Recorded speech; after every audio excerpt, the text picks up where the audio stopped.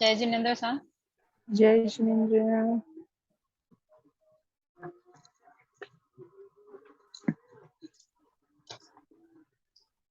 Start करें class? बिल्कुल। श्रमण भगवान महावीर स्वामी के चरणों में कोटि कोटि वंदन।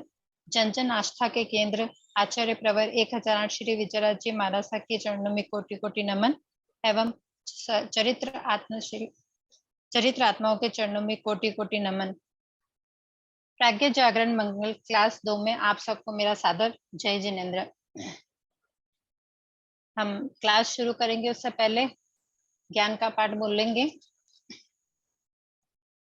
जो जन श्रद्धा भाव से करे सूत्र का ज्ञान, ज्ञानावरणीय कर्म टले प्राप्त करे सद्ज्ञान।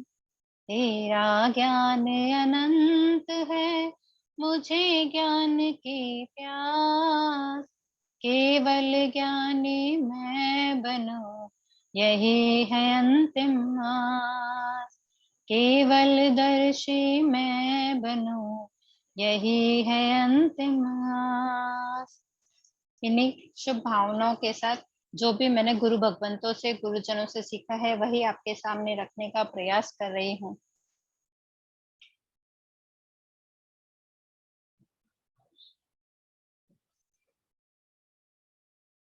भैया 2 मिनट ब्रेक लें क्या?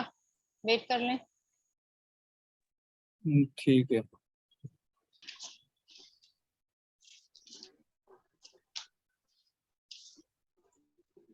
तो सबसे पहले हम सामायिक सूत्र में चल रहे हैं, तो विधि अपन सबसे लास्ट में करेंगे। एक बार पाठियां देख लेते हैं। तो एक बार नमो ओरियंताणम कौन बोल के बताएगा?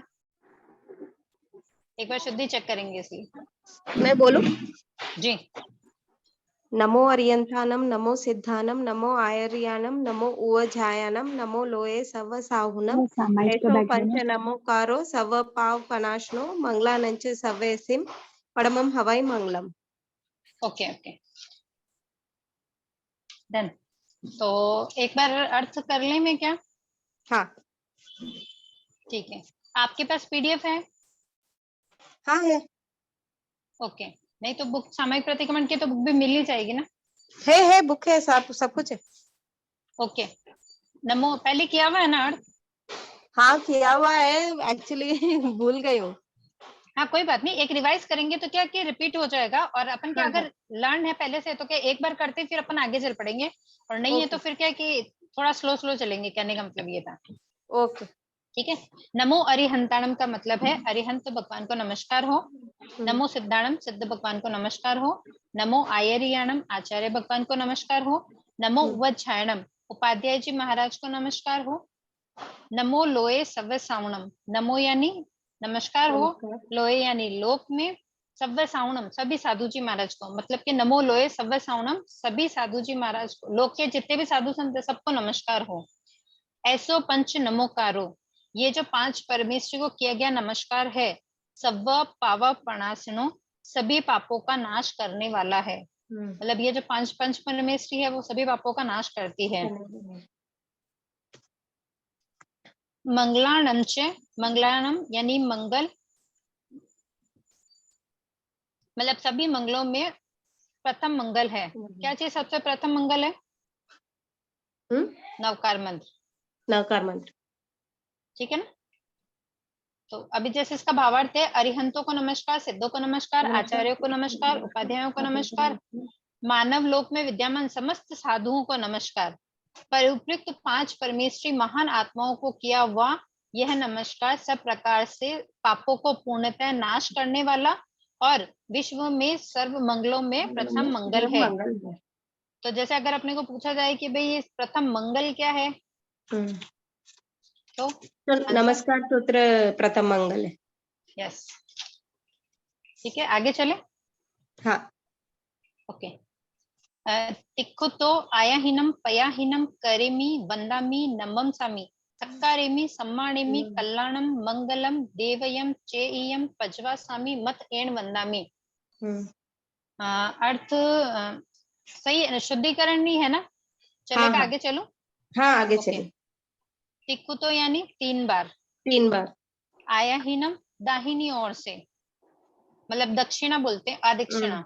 तो दाहिनी ओर से। पयाहीनम प्रदक्षिणा। करेमी करती हूँ। वंदामी वंदना वंदना करती हूँ। करती हूँ। नमम सामी नमस्कार नमस्कार करती हूँ, करती हूँ। मतलब अपनी काया को झुका के। नमस्कार तो काया से ही होता है ना। हम्म। सत्कारेमी सत्कार करती हूँ। करती हूँ। सम्मानेमी सम्मान सम्मान करती हूँ। करती हूँ। कल्याणम आप कल्याण कल्याणकारी हैं। मंगलम आप मंगल रूप हैं। देवयम आप धर्म देव रूप हैं। चेयम आप ज्ञानवंत हैं। पजवा स्वामी मैं आपकी परिउपासना यानी कि आपकी सेवा करती हूँ। मत एण वंदामी मस्तक नमाकर आपको वंदना करती हूँ। मुझे लगता है आपको याद हो गया होगा पुराना जो हाँ भूल हाँ, गए। याद हो गया। हाँ, बस वही एक रिवीजन करेंगे तो हो हाँ, जाएगा। अगर पहले वही किया वही। हुआ है तो वो तो हो ही जाएगा ना। तो उतना अपन थोड़ा फास्ट ले लेंगे, और उसके हाँ। बाद में जहाँ से याद करना है उसको अपन थोड़ा धीरे धीरे चलेंगे तो कंप्लीट हो जाएगा। ओके। ठीक है, चले आगे। हाँ। किसी को कोई प्रॉब्लम हो तो प्लीज पूछ लेना ना बीच में। हाँ ओके। नहीं खोलना है। इच्छा कारणम कोई बोल रहा है? और लोग भी ऐड बोलो। हुए हमारे साथ। हाँ बोलो ना। इच्छा कारणम संदिसह भगवन इरियावहियम परिक्रमामि इच्छम इच्छामि परिक्रम्युम इरियावहियाय विराहनाय गमना गमने पाणक कमणे बीयक कमणे हरियक कमणे ओसा उत्तिंग पणक दग मट्टी मकड़ा संताना संकमणे जेमे जीवा विराहिया एंगिदिया बहिंदिया तेंदिया चौरिंद्रिया पंचेंदिया अभिहया वतिया लेसिया संगाइया संगतिया पर्याविया किलामिया उदविया थाणाव थाणम संकामिया जीविया ववरोविया तसम इच्छामि दुक्कडम। ओके, एक तो दो जगह ये एगिन दिया है। एगिन दिया। जी, एगिन दिया। ओके।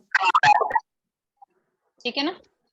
हम्म, तो अर्थ पढ़ ले इसका। हाँ। जी, इच्छा कारणम यानी इच्छा पूर्वक। प्लीज माइक म्यूट कर लेंगे तो अच्छा हो जाएगा, बाकी डिस्टर्बेंस नहीं होगा। इच्छा कारणम इच्छा पूर्वक, संधि से है आज्ञा दीजिए। भगवान हे भगवान, यानी हे भगवान इच्छा पूर्वक आज्ञा दीजिए। क्रिया वहीयम ईर्या प्रत्यय की क्रिया करूं। प्रतीक परिक्रमामि प्रतिक्रमण करूं, मतलब ईर्या प्रत्यय की जो क्रिया है उसका प्रतिक्रमण करूं।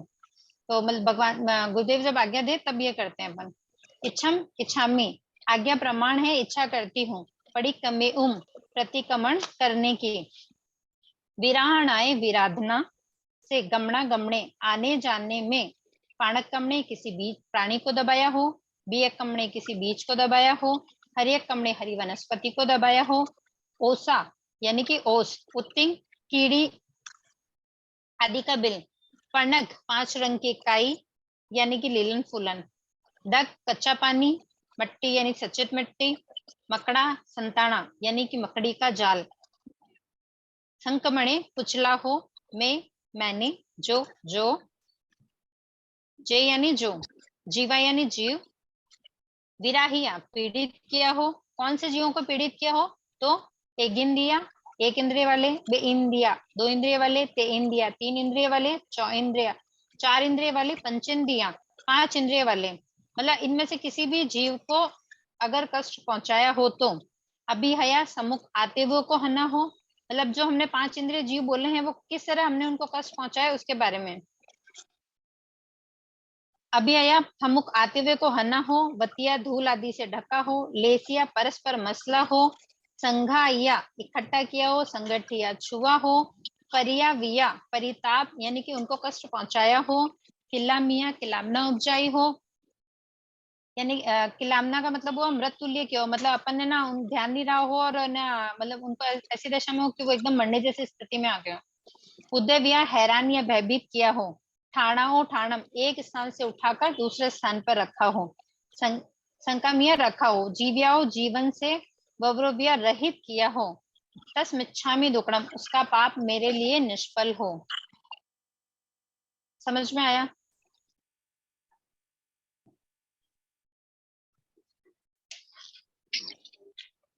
समझ में आया? प्लीज हाँ। रिप्लाई। यस। तो फिर आगे चलें। हाँ। इसका भावार्थ कौन पढ़ रहा है?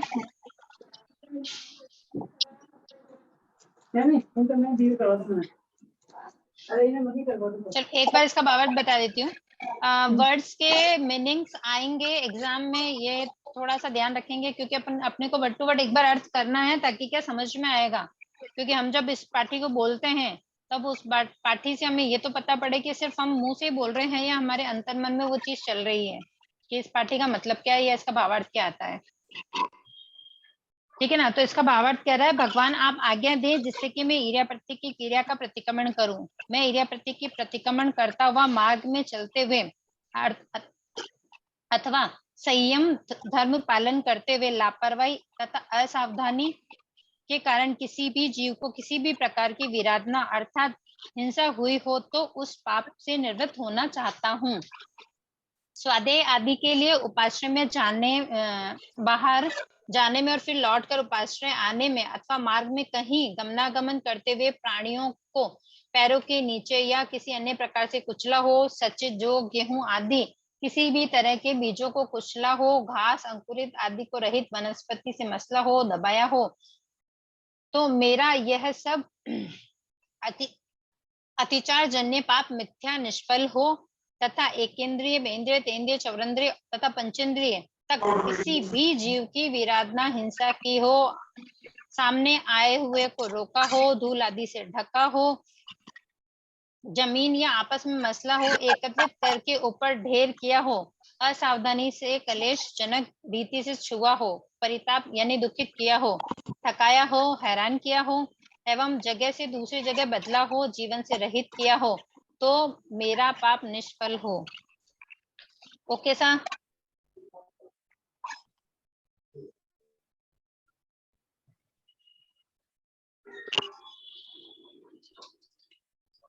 ओके। तस्य उत्तरी का पाठ। आशा जी आप बोल रहे हैं तस्य उत्तरी? हाँ। बोल दीजिए। तसौत्रीकरणं पायचित्तकरणं विसोयीकरणं विसलीकरणं पावनं खमानं निगायन ठाय ठामे कौसगम अनत उस्ससीयनं निस्ससीयनं खासीयनं छियेनं जम्बायेनं उड्डुयेनं वायनिसगेनं भम्मलीये पितमुच्छाय सुमेम अंग संचालयम सुमेम खेल संचालयम सुमेम दिट्टी संचालयम एवमायेम आगारेम अबगो अविरायो उज्जमे कौसगो जावरंतानं भगवंतानं नमो कारण ताव कायम ठानेनम मोनेनम जानेनम अप्पानम ओसिरामे। ओके सा, इसमें ना थोड़ा सा ना ये सुहु मेहिम जो है ना हमारे पास, हाँ। उसमें ऊपर बिंदी है तो सुहु मेहिम, ओके। सुहु मेहिम अंग संचालेहिम, सुहु मेहिम डिठी खेल संचालेहिम, सुहु मेहिम डिठी संचालेहिम। ओके। ओके सा? हाँ। ओके। अर्थ कर रहे हैं, तस यानी उस दूषित आत्मा को, उत्तरी कर्णिनम विशिष्ट उत्कृष्ट बनाने के लिए। ये सब हम किसके लिए करते हैं? ये सामायिक और ये पाठ्योपचरण हम किसके लिए कर रहे हैं?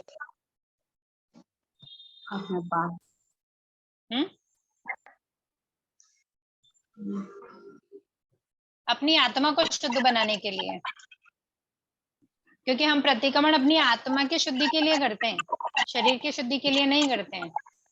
आत्मा की शुद्धि के लिए। तो तस उस दूषित आत्मा की विशेष उत्कृष्ट शुद्धि के लिए, प्रायश्चित करनेनम प्रायश्चित करने के लिए, विसोही करनेनम विशुद्धि करने के लिए, विसलीक करनेनम शैलों का त्याग करने के लिए, पावनम पाप प्रमाणम कर्मों का निघा या न ठाए नाश करने के लिए। शल्य मतलब? ओ मतेन भी नहीं, सॉरी। हाँ बोलो, सॉरी क्या बोल रहे हैं? शल्यों का त्याग मतलब? शैलियों का त्याग। हाँ, वो विसलीकरणम शल्यों का त्याग बोले ना आप? उसका मतलब? शल्य जो होते हैं, शल्य शल्य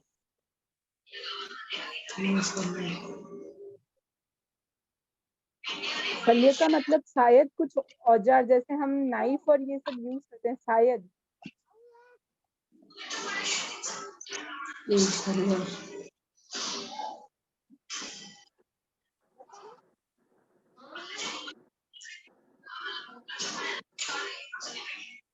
हेलो,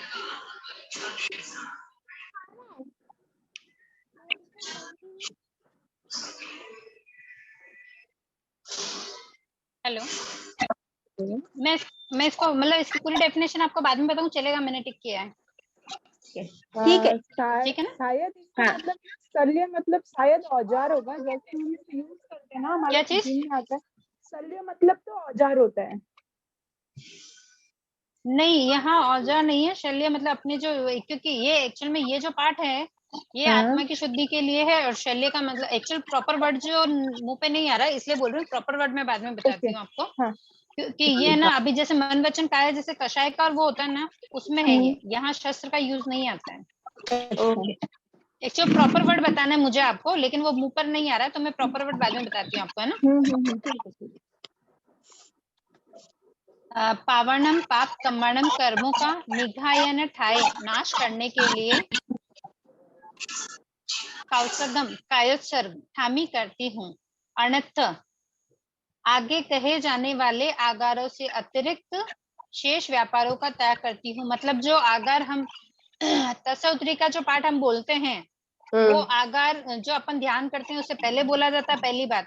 और दूसरी बात है, ध्यान करने से पहले इस पाठ को इसलिए बोला जाता है ताकि इसमें जो आगार हैं, तो हम ध्यान करते हैं उस समय जो चीजें शरीर से जो होती है, जिसको अपन रोक नहीं सकते, उनका आगार रखने के लिए इस पाठ को बोला जाता है। ओके, तो इस विशेष जो आगार दिए गए हैं वो कौन से हैं वो देख रहे हैं।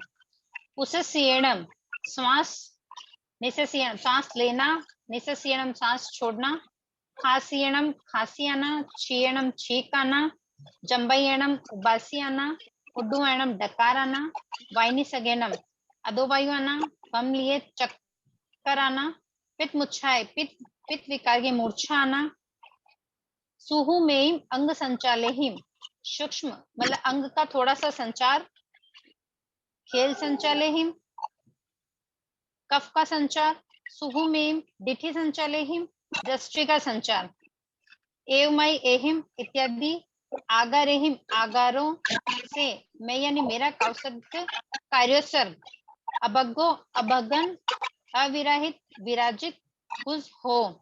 मतलब जब तक मैं कौशक में हूँ, जब तक इनमें से कुछ भी हुआ तो ये आगार है।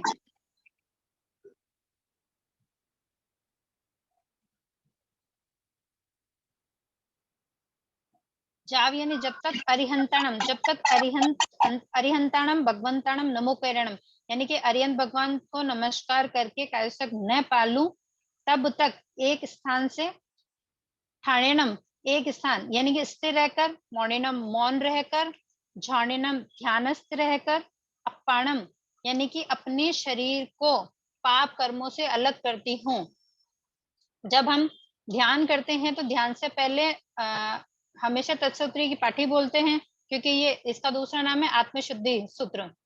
आत्मा की शुद्धि के लिए इस पाठी को बोलते हैं। इसमें जो भी अपने शरीर से होने वाले हलन चलन है या जो भी चीजें हैं, उन सब चीजों की शुद्धिकरण इसमें करते हैं। आगार इसीलिए रखे हैं कि ये चीज अपन रोक नहीं सकते।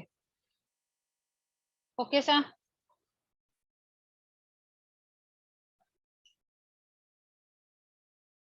ओके सर, समझ में आया? तो आगे चलें, ओके ओके। ठीक है ना? हाँ।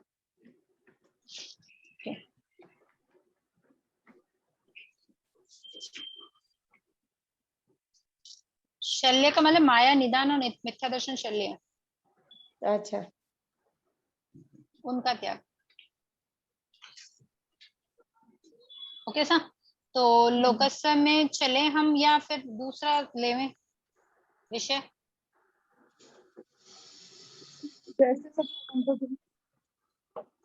जी जैसा सबको सही लगे। हाँ, क्योंकि अपने को दोनों ही विषय लेके चलना है। क्योंकि सामायिक सूत्र हमने स्पीड से इसलिए लिया क्योंकि लमसम सबके लर्न नहीं है, सिर्फ एक रिवाइज कर रहे थे हम। दूसरा विषय स्टार्ट कर दी जी, दूसरा विषय था हमारा जैन धर्म का संक्षिप्त इतिहास, जिसको हम शुरू कर चुके थे पिछली क्लास के अंदर। तो पिछली क्लास में किसी को कोई क्वेरी है तो एक बार वो पूछ लेंगे, तो फिर अपन आगे चलेंगे।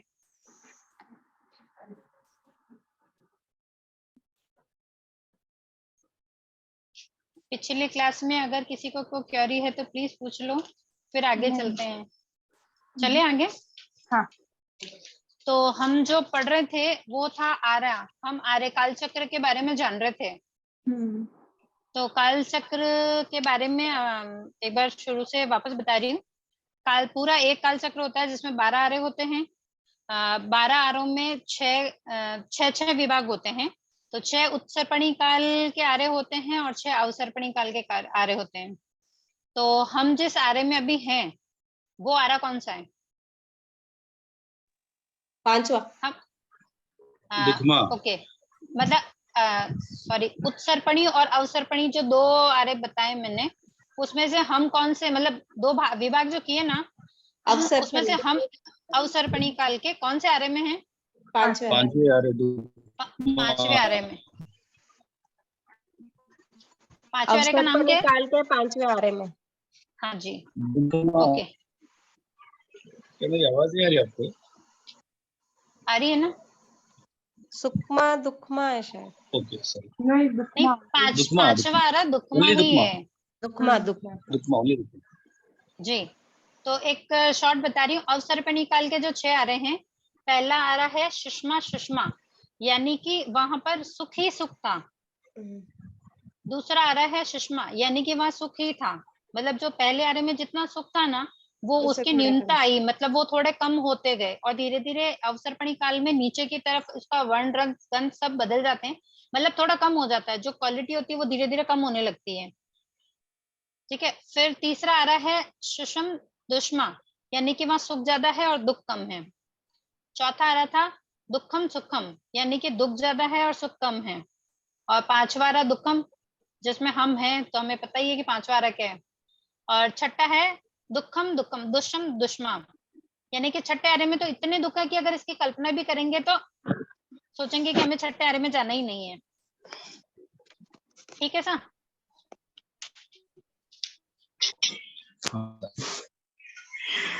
अब पहला पढ़ रहे हैं सुषमा सुषमा। अवसर्पणी काल का पहला आ रहा है सुषमा सुषमा। इसमें इसकी जो, अगर आपको प्लीज नोट करना चाहें तो ये जो पीडीएफ है उसके अलावा भी कुछ बताऊंगी आरे के बारे में। अगर आप नोट करना चाहे तो प्लीज नोट कर लेना, क्योंकि जो क्लास में पढ़ा रहे हैं उसमें से कुछ भी आएगा। अवसर्पणी काल का पहला आ रहा है सुषम सुषम। उसमें मनुष्य की शरीर की अवधारणा 3 कोष की होती है, यानी कि मनुष्य का जो शरीर होता है वो 3 कोष का होता है और उनकी आयु 3 पल्योपम की होती है। एक कोष तो कितना जी, एक कोष का क्या मेजरमेंट है?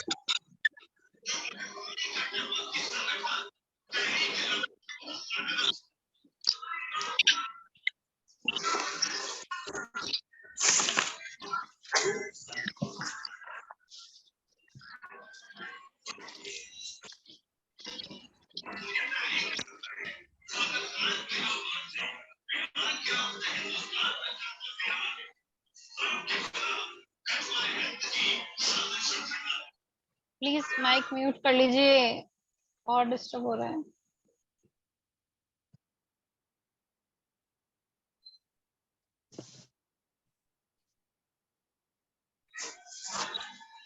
हमारे युग में क्रम जी, पहला आरा वापस रिपीट करें ना? हाँ, पहले ही बोल रही हूँ। तो एक बार है ना, जो ये पीडीएफ में है उसको बोल रही हूँ, उसके बाद में जो एक्स्ट्रा बताना है वो फिर मैं बताती हूँ। ठीक है? पहले आज हम अवसर्पणी काल के 5वें पर्व सुषमा में जी रहे हैं। हमारे युग का जीवन क्रम सुषमा से शुरू होता है, यानी कि पहले आज से शुरू होता है। उस समय भूमि बहुत ज्यादा, मतलब भूमि का जो स्वाद होता है वो मिश्री के जैसा होता है। ठीक है? वर्ण गंध रस और स्पर्श अत्यंत मनोज्ञ है, मतलब उसका वर्ण गंध रस बहुत ही अच्छा होता है। मिट्टी की जो मिठास होती है वो चीनी से भी अत्यंत गुना होती है। मतलब मिश्री, अगर आपको पूछा जाए कि भाई पहले आ रहे में मिट्टी का स्वाद कैसा होता है, तो मिश्री जैसा होता है। ओके? किंतु अभी कर्मयुग के प्रवर्तन नहीं हुआ, मतलब ये कर्म भूमि थी लेकिन यहाँ कर्मयुग का परिवर्तन नहीं हुआ, मतलब कर्मों से कोई चीज नहीं चलती थी, क्योंकि यहाँ जो थे वो युगलिक थे। तो यहाँ मनुष्यों को जो भूख लगती थी वो 3-3 दिन के अंतर में लगती थी। और इसमें जो खाना जो होता था 3 दिन में जो वो खाना खाते थे, वो एक अरहर की दाल जो थी, तुअर की दाल, उसका एक दाना खाते थे तो वो 3 दिन तक उनको वापस भूख नहीं लगती थी। ओके। वहां का विकास बहुत कम था, इसलिए वहां का जीवन काल बहुत लंबा चलता था, क्योंकि उनकी आयु तो देखिए ना, उनकी आयु 3 पल्योपम की है। और उनकी जो पसलियां होती थी ना शरीर में, वो 256 होती थी,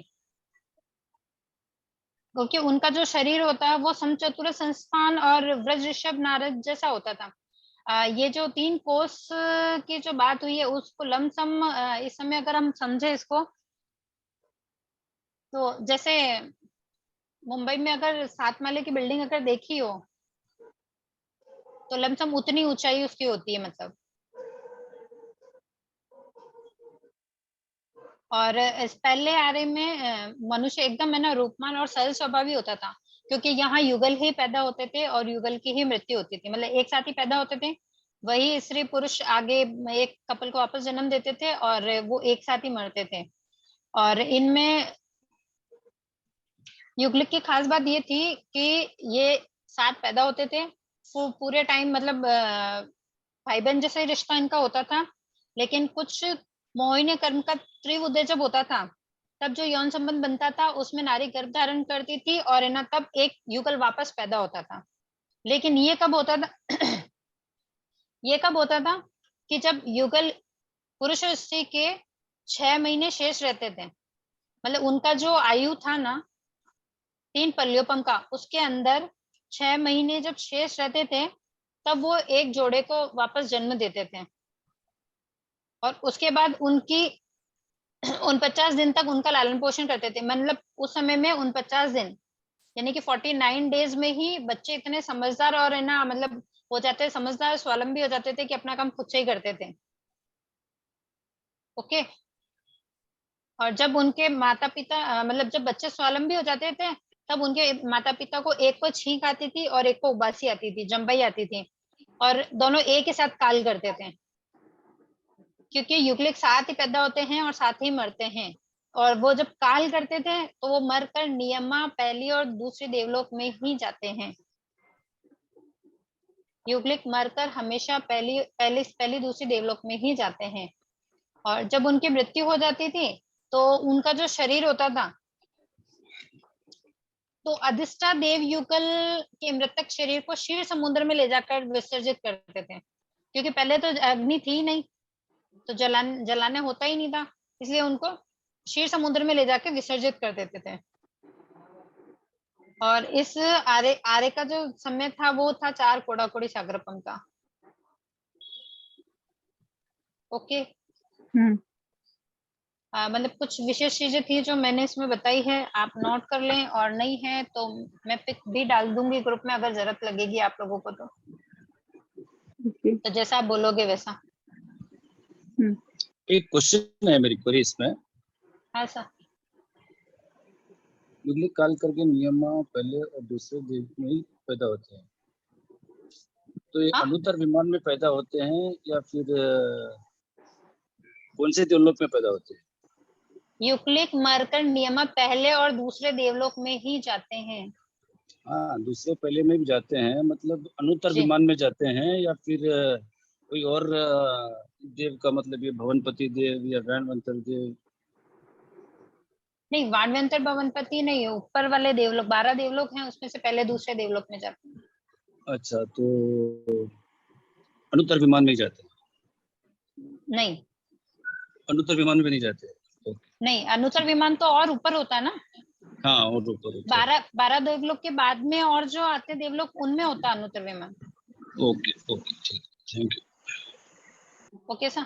तो इसमें कुछ कुछ शॉर्ट चीजें हैं जो अपने को जैसे ना है ही है, कि जैसे पहले आर्य में है तो उनकी मतलब लंबाई, उनकी शरीर की लंबाई चौड़ाई क्या होती है, उनकी आयु कितनी होती है, और उस आर्य का जो समय है वो कितना होता है, मिट्टी का स्वाद कैसा होता है, ये कुछ चीजें हैं जो अपने को ध्यान में रखनी ही है, क्योंकि जब कभी भी आर्य के बारे में चर्चा होगी तो ये चीज पूछने में आती है।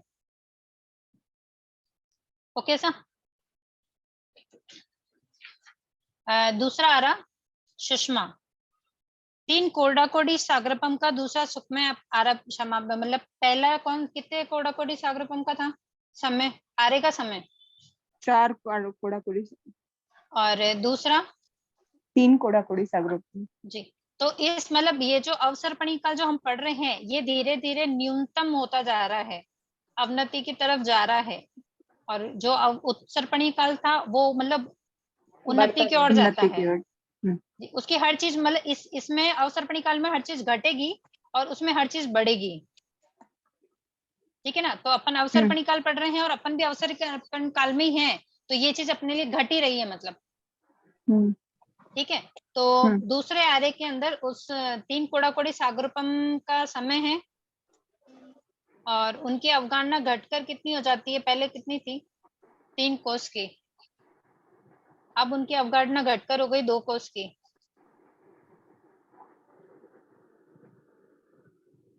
और उनकी आयु हो गई 2 पल्योपम की। ठीक है। और उनके शरीर की जो पसलियां जो पहले आर्य के अंदर 256 थी, वो घटकर 128 रह जाती है। 128 बिल्कुल आधी। और जो इच्छा उनके जो खाने की इच्छा जो एक मतलब 3 दिन में एक बार होती थी, यहाँ 2 दिन में एक बार होने लग गई। और खाने में भी वापस इसके जो मिट्टी का स्वाद है वो शक्कर जैसा हो गया, पहले मिश्री जैसा था फिर शक्कर जैसा हो गया। और खाने में जो इनको चाहिए मतलब दूसरे आर्य में जो खाने में मतलब जो इनकी पूर्ति कर रही थी, मतलब वो एक बेर खाते थे ना तो उनके 2 दिन आराम से निकल जाते हैं, मतलब 2 दिन में भूख लगती थी उनको और उसमें भी वो बेर खाते थे तो उनका हो जाता था। और इसमें भी वापस युगल ही 6 माह वाला जो पहले में जो था सेम वैसा ही है कि 6 माह में 6 माह बचते थे तब एक युगल पैदा होते थे और इसका जो लालन पोषण होता था, ये जो युगल थे पहले वाले में 49 डेज उनके माता पिता उनका लालन पोषण करते थे और दूसरे आर्य के अंदर इनका लालन पोषण 64 डेज होता है, तब जाके वो स्वावलंबी बन जाते हैं। और बाकी जैसा पहले में बताया गया है कि भाई उनका लालन पोषण करते हैं, उसके बाद एक को छींक एक को जब भाई आती है, फिर वो मृत्युलोक में मतलब मर जाते हैं तो वो देवगति को प्राप्त, देवगति में मरकर देवगति में जाते हैं। सेम टू सेम वैसा का वैसा ही दूसरे आर्य में समझना है। Okay sir. ओके। इसमें कुछ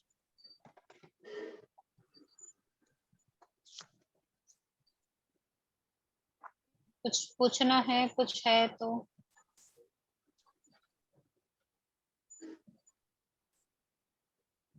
सेकंड आर्य तक कल्प वृक्ष होते थे।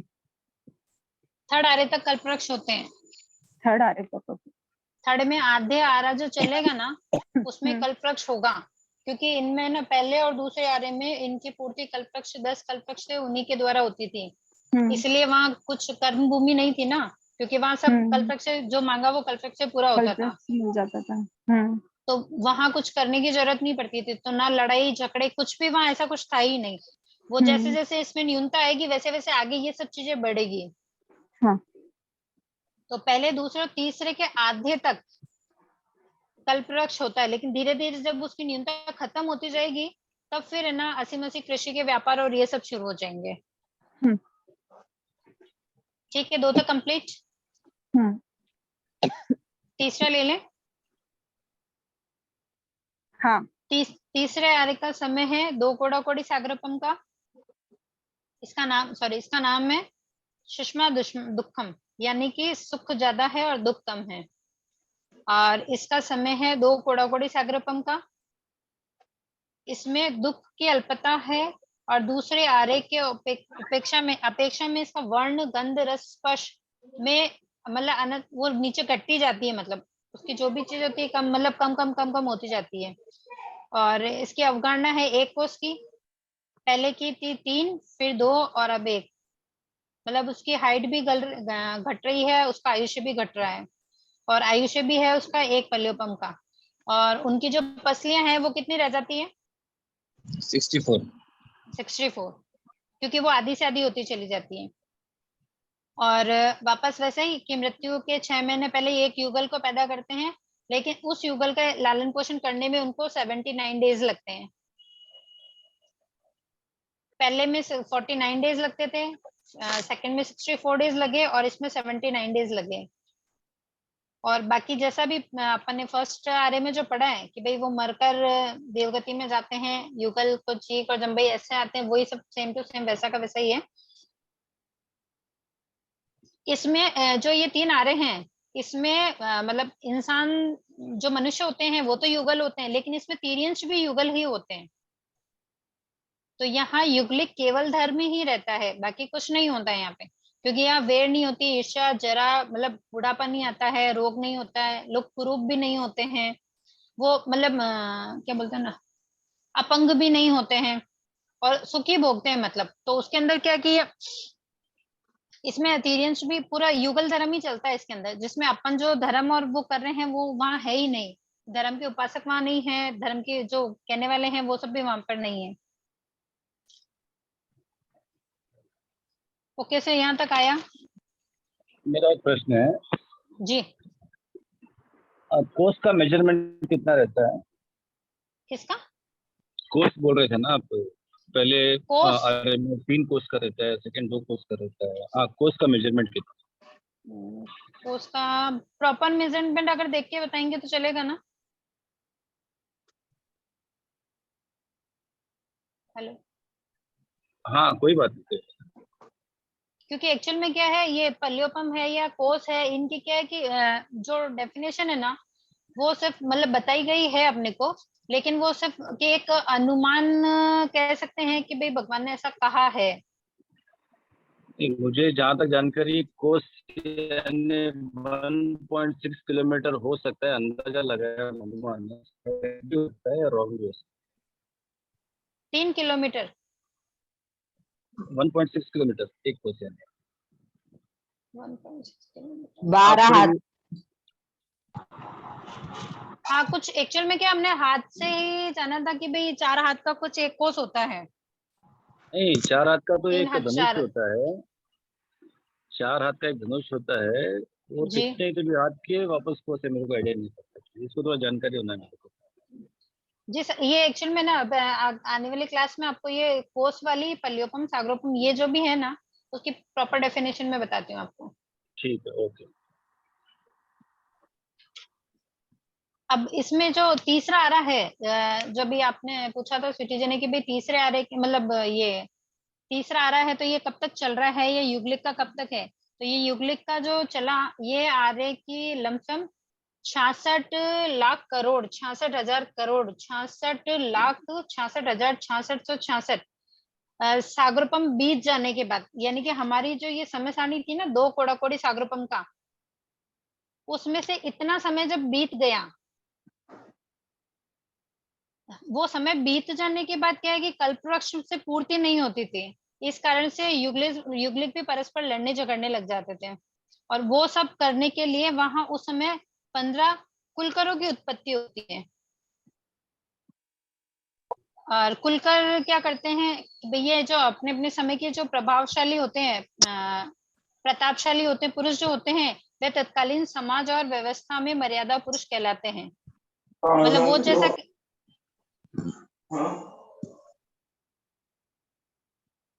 कोई कुछ बोल रहा है क्या?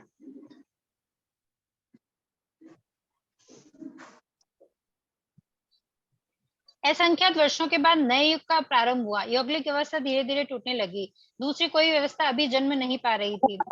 एक और आवश्यकता पूर्ति के साधन कम हुए और दूसरी ओर जनसंख्या और जीवन की आवश्यकता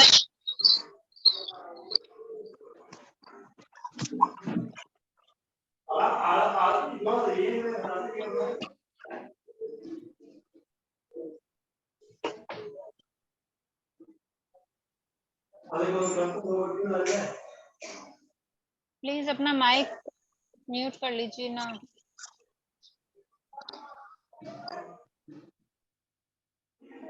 एक और आवश्यकताओं की पूर्ति के साधन कम हुए और दूसरी ओर जनसंख्या और जीवन की आवश्यकताएं कुछ बढ़ी। इस स्थिति में संघर्ष लूट खसोट होने लगी। परिस्थितियों की विषमता के क्षमा, शांति, सौम्य और सहज गुणों में परिवर्तन ला सके अपराधी मनोवृत्तियों को बीज अंकुरित होने लगा। मतलब ये जो समय मैंने बताया है 6 वाला, ये निकलने के बाद यहाँ पर सब चीजें बढ़ने लगी, मतलब लड़ाई झगड़े और ये सब होने लगे। तो अपराध और अव्यवस्था ने उन्हें एक नई व्यवस्था का निर्माण करने की प्रेरणा दी। उसके फलस्वरूप कुल व्यवस्था का विकास हुआ। जब कुल व्यवस्था का विकास हुआ, कुलकर आए तब कुल व्यवस्था का विकास हुआ। और सब लोग कुलों में रहने लगे, और कुलों में रह के फिर एक जो बनता था, एक मुखिया बनता था उसका, जो कुलकर कहलाता था। और वो जो बोलता था वैसे ही होता था। अगर किसी ने गलती की वो दंड देगा तो उनको वो दंड मानना ही पड़ेगा। मनुष्य प्रकृति से पूरा भला ही नहीं होता, पूरा बुरा भी नहीं होता। भलाई और बुराई दोनों के बीच होते हैं। परिस्थिति का योग पा अंकुरित हो उठते हैं। देश काल पुरुषार्थ कर्म और नियति के योग से सह स्थिति यानी परिस्थिति का नाम बनता है। जीवन की आवश्यकताएं कम थी, उन्हें निर्वाह करना साधन सुलभ थे। मनुष्य को संग्रह करने और दूसरों को अधिकत वस्तु को हड़पने की बात उस समय नहीं थी, लेकिन धीरे धीरे जब आवश्यकताएं बढ़ी तो ये सब चीजें साथ साथ में बढ़ने लगी। और इस तरह के तब तक शासन नहीं था, और जैसे जैसे अवगत शासन टूटने लगा तो वैसे वैसे बाहरी शासन बढ़ता गया, और बाहरी शासन बढ़ने के कारण फिर आगे से आगे नई चीजें चालू हो गई। तो जो कुलकरों के नाम है कि 15 कुलकरों की जो उत्पत्ति हुई, उसमें से कुल 7 कुलकर हुए, जिनके नाम है विमल वाहन, चक्षुमान, यशस्वी, अभिचंद्र, प्रसन्नजीत, मरुदेव व नाभि। ये 7 कुलकर हुए हैं। प्लीज इनके नाम पर ध्यान देंगे। राजतंत्र और दंड नीति, मतलब ये जो कुलकर हुए आदमी पहले जब कुछ था ही नहीं, सब कल्पवृक्ष से पूर्ति होती थी। अब जब कल्पवृक्ष से पूर्ति बंद हो गई है, लड़ाई झगड़े होने लगे, सब कुछ है, तो उसी के साथ में कुलकर व्यवस्था और दंड नीति का मतलब चालू हुआ कि इस हिसाब से व्यवस्था की जाएगी, और ना अगर कोई गलती करेगा तो उसको दंड भी मिलेगा। तो कुलकर व्यवस्था की 3 नीतियां प्रचलित हुई। पहले कुलकर विमल वाहन के समय में हाकार नीति का प्रयोग हुआ। उस समय मनुष्य एवं अनुशासित और लज्जाशील था। हाँ, तूने यह किया ऐसा कहने गुरुतर दंड था, मतलब उतना ही था। हाकार यानी हाँ बोला बोले तो उसकी गलती उसको पता पड़ती है कि ये इतना ही दंड होता था उस समय। और दूसरे कुलकर चक्षुमान के समय में भी यही नीति चली। तीसरे और चौथे यशस्वी और अभिचंद्र कुलकर के समय छोटे अपराध के लिए हाकार और बड़े अपराध के लिए मकार मत करो नीति का प्रयोग किया गया। और 5वें, 6ठे और 7वें प्रसन्नजीत, मरुदेव और नाभि कुलकर के समय धिक्कार नीति का प्रयोग किया गया। छोटे अपराध के लिए हाकार, मध्यम अपराध के लिए मकार और बड़े अपराध के लिए धिक्कार नीति का प्रयोग किया गया। उस समय मनुष्य अतिमान, ऋचु, मर्यादा प्रिय और स्वशासित थे। खेद, प्रसन्न, प्रदर्शन, निषेध, तिरस्कार ये मृत्युदंड से भी अधिक था। मतलब आज जो मृत्युदंड की बात करते हैं वो तो उस समय था ही नहीं। मतलब उनको तो सिर्फ बोलना ही होता था, उतने में तो वो उनके लिए मृत्युदंड जैसा होता था। अभी नाभि का नेतृत्व चल रहा था। नाभि कौन था, कोई बताएगा? अंतिम कुलकर। अंतिम कुलकर थे, और भगवान ऋषभ देव के पिता। हाँ, क्योंकि यहीं से ही भगवान ऋषभ देव की स्टोरी यहीं से शुरू होती है। युगलों को जो कल्पवृक्ष से प्रकृतिसित भोजन मिलता था वो अपर्याप्त होने लगा। जो युगल शांत और प्रसन्न थे उनका क्रोध का उदय आया, लड़ने झगड़ने लगे, धिक्कार नीति का उल्लंघन होने लगा। जिन युगलों की क्रोध लड़ाई जैसी स्थितियों में कभी न देखी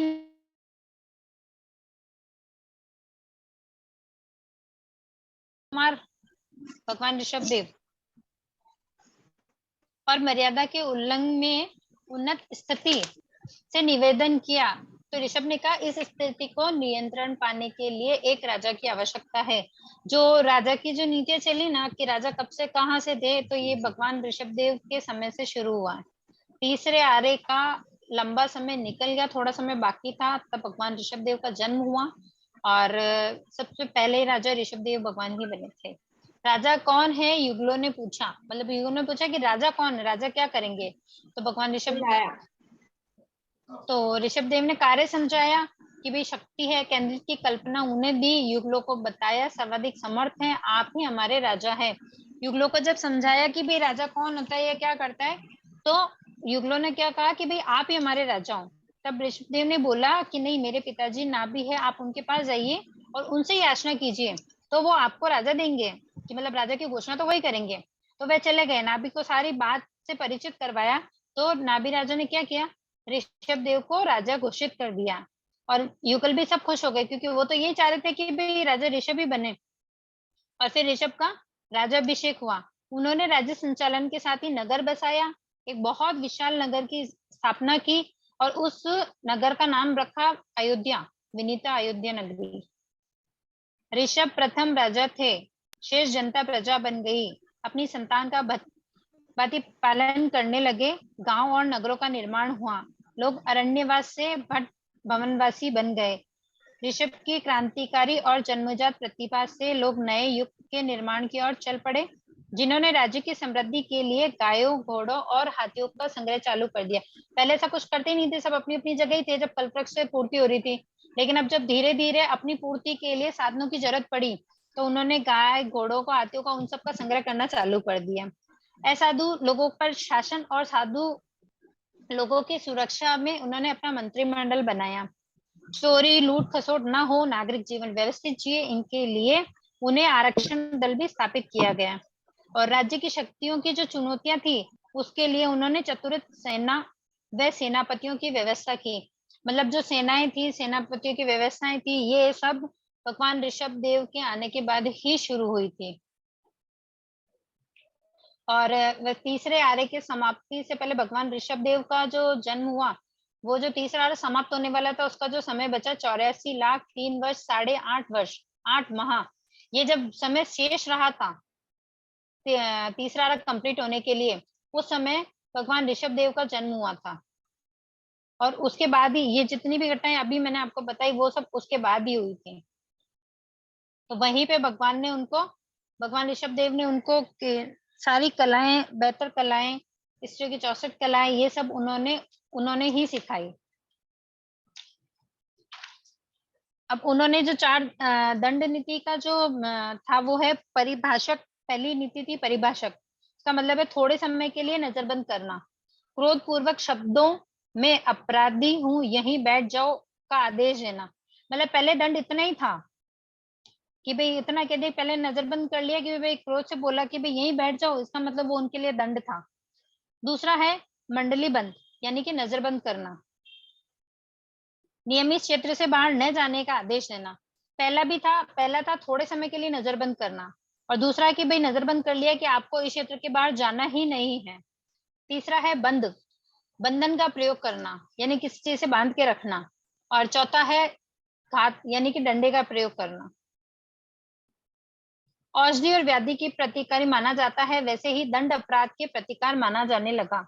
इन नीतियों में राजतंत्र जमने लगा और अधिकारी 4 भागों में बढ़ गए। आरक्षण वर्ग में सदस्य, उग्र मंत्री परिषद के सदस्य, भोज परामर्शदात्री समिति के सदस्य या प्रांतीय प्रतिनिधि, राजनीय और शेष कर्मचारी क्षत्रिय कहलाए। ये जो अभी जो बटे ना कि कौन क्षत्रिय है कौन भोज है, ये सब उनके काम के हिसाब से ही बांटे गए थे। ऋषभ ने अपने ज्येष्ठ पुत्र भरत को अपना उत्तराधिकारी चुना। यह क्रम राजतंत्र का अंग बन गया। यह युगों तक विकसित होता रहा, क्योंकि भगवान ऋषभ देव जब दीक्षा लेने गए थे, तब उन्होंने अपना सारा कार्यभार भरत को सौंपा और उसके बाद में वो चले गए थे। लेकिन यहाँ पर जब काल का प्रभाव पड़ने लगा, कल्पवृक्षों से प्राप्ति नहीं हो रही थी, मनुष्य की मतलब शुद्ध जो व्याकुलता होती थी, वो उनकी पूरी नहीं। उनकी हालत देखकर दया भाव लाकर तीर्थंकर भगवान ने उन प्राणियों की रक्षा के लिए उगे हुए 24 प्रकार के धान, मेवा आदि खाने के लिए बतलाए। ठीक है, कच्चा धान खाने से उनके पेट में दर्द हुआ, ऐसा जानकर अरिष्टकाष्ट से अग्नि उत्पन्न करना सिखाया, धन पकाना सिखाया। लोग प्रज्वलित धान, जब उनको सिखाया गया कि भाई अग्नि जलाओ और उसके अंदर धान डालो, पक जाएगा, फिर खाओगे तो पेट नहीं दुखेगा, उन्होंने क्या किया, अग्नि जलाई और पूरा पूरा धान उसमें डाल दिया। तो फिर वो बोलते हैं कि ना महाराज, ये तो अग्नि, इसकी भूख नहीं मिटती तो हमारी कैसे मिटाएगी, यानी कि हम जो डालते हैं वो तो वही खा जाती है, हम तक तो आती नहीं है वापस। तब उनको ये सब चीजें बताई गई और समझाई गई कि भाई ऐसा नहीं करते हैं, तो भागकर कि ये अग्नि तो राक्षस है, जो उसका ही पेट नहीं भरा तो हमारा कैसे भरेगा। तब तीर्थंकर ने कुंभकार की स्थापना की, बर्तन बनाना सिखलाया और 4 कुल में 18 श्रेणियां मतलब जातियां 18 प्रजातियां स्थापित की। पुरुषों को 72 कलाएं सिखाई उन्होंने, स्त्रियों को 64 कलाएं सिखाई और 18 लिपियां और 14 विद्याएं आदि सिखलाई। ये सब कुछ तीसरे आर्य के अंदर भगवान ऋषभ देव के रहते ही ये सब हुआ था। ओके सा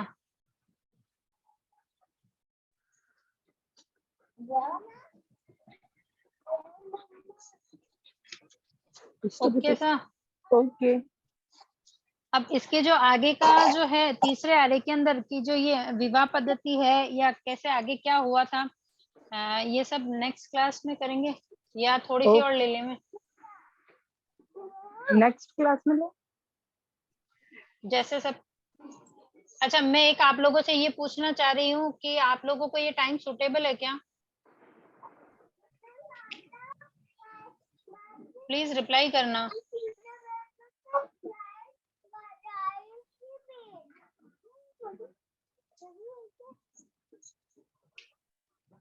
आप लोगों को ये टाइम सूटेबल है क्या? क्योंकि 8:15 तक आप सब आते हो तो फिर टाइम 8:15 से 9:15 कर लें।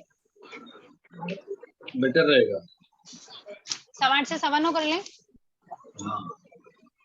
ताकि क्या है कि पहले जैसे हम भी 8 बजे आके हम भी वेट कर रहे हैं, फिर लगता है कि नहीं आप लोग आए नहीं हो, फिर अगर क्लास अगर छोड़ देंगे तो फिर मतलब नहीं। सच 15 मिनट लेट होगा तो चलेगा। और अगर आप लोगों को लगता है कि रात में नहीं हो रहा, दिन का टाइम है, तो भी आप लोग जैसा बोलेंगे वैसा। तो आप जैसा टाइम सुटेबल है कि भाई 8:15 से कर दीजिए, तो हम नेक्स्ट क्लास 8:15 से ले लेंगे फिर हम। 8:15 सही है। 8:15 सही है। ओके, तो नेक्स्ट क्लास फिर 8:15 से ही चालू करेंगे अपन। 8:15 या 8:30?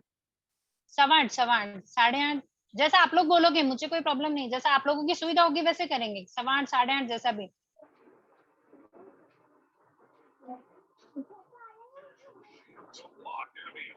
आप लोग विचार कर लें, ग्रुप में डाल देना, कोई दिक्कत नहीं है। तो नेक्स्ट क्लास उसके टाइम के हिसाब से ले लेंगे हम। ओके। चिन्वाणी के विरुद्ध कुछ भी कहने में आया हूं तो नच्छामि दुक्कडम। गुरु कृतज्ञता व्यक्त करेंगे। अहो गुरुवर कृपा करी, दीन ज्ञान की दात, बहु बहु में ना भूलेंगे आपका उपकार हो गुरुवर, आपका उपकार। है विनय जो हो गया मुझको माफ करो, मेरे सारे कर्म कलुष को आप ही साफ करो, हो गुरुवर आप ही साफ करो।